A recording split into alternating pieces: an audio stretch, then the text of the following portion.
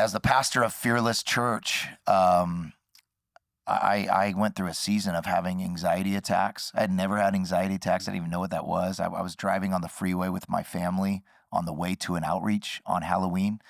And I love outreach. I love doing stuff with my church. And I thought I was having a heart attack. Wow.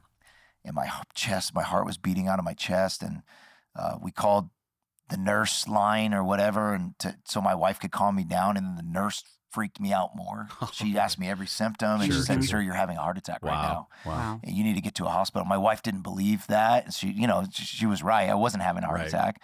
And so then that made it worse, because the person I care about the most is like, "You're going to be fine. Get over it." And I'm like, "I'm not fine. You don't care. I got to take it." And so I had an anxiety attack. Sure. Driving my kids, I drove like 100 miles an hour to the hospital. My wife screaming at me, my kids crying on an outreach night. I drove past the outreach and went to the hospital.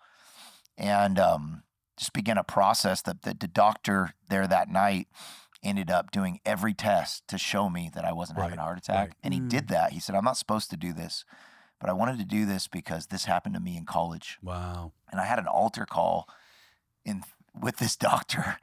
And I don't even know if he was a Christian, but he said in college I was having anxiety attacks. I had to leave college for a while. I stopped going to movies. I stopped living life. And he said, "I always thought I was having a heart attack." Wow. And that was like my maybe 30th trip to the ER. I would secretly go to the ER just trying to, and they would laugh at me. They would look at me and they're like, "You're not having a heart attack. You're fine."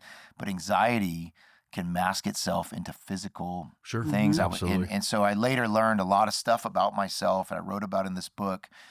But there's something called a prophetic feeler. And, it sounds weird. It sounds, I've never heard of that. Right. But just like someone could have prophetic vision, prophetic hearing, that you can have, God can speak through a feeling. We call it discernment. Right, you walk into a room, I have a feeling someone here, or I have a feeling there's someone with depression in this room. And so what was happening is I had this gift that I didn't understand. Wow.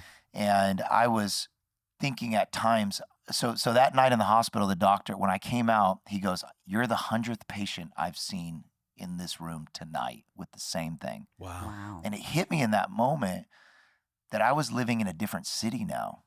And I was the pastor called to this city. And God was allowing me to feel the burdens of some of the very people I was going to minister. Because you can't minister to someone until you know what they feel. And you can hear about what they feel, but it's a whole different level to know what they feel when they're feeling it. And it hit me as I walked out, and people were in line holding their chest that were young. And I'm like, wow, God, this is, and then I, through counseling, discovered about this prophetic feeling. And so it was crazy, because in me, it would take on a weird form. I would meet someone, because as pastors, we're always praying for sick people.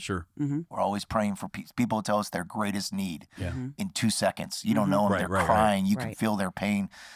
And that was always hard for me. I didn't know why. And one time I met a guy with a brain tumor, and for 3 months I had headaches. And it was the weirdest. And so I went to the doctor thinking, I got a brain tumor. I have the same symptoms that guy had. And nothing. Christy was like, you're going crazy. My husband's going crazy. Nothing, until I understood, okay, God, you are literally giving me a physical feeling of that man's pain so I could pray for him, so I could fast for him, so I could. And so now I use that gift. If I'm in a room and that day I've been having a pain in my side, and my counselor said, "Hey, just see what God does." See what's out. And so I'll say, "Hey, there's someone here with a pain in their right side." I'm not telling them I have this pain. Sure. And at 3 o'clock it came on. I said, at 3 o'clock it came on. It's about a 7, and people are like, I'm like, I don't know if there's 1 or 2 people. And so sure enough, every time. And then when that person will get healed in the service, my pain would leave. Wow. And so then I started seeing in the Bible, Jeremiah, the weeping prophet. Why was he weeping? He was connected. Jesus would weep, and he would feel their pain. And so it's a horrible and great gift. They say people with this gift should not live in Las Vegas or LA.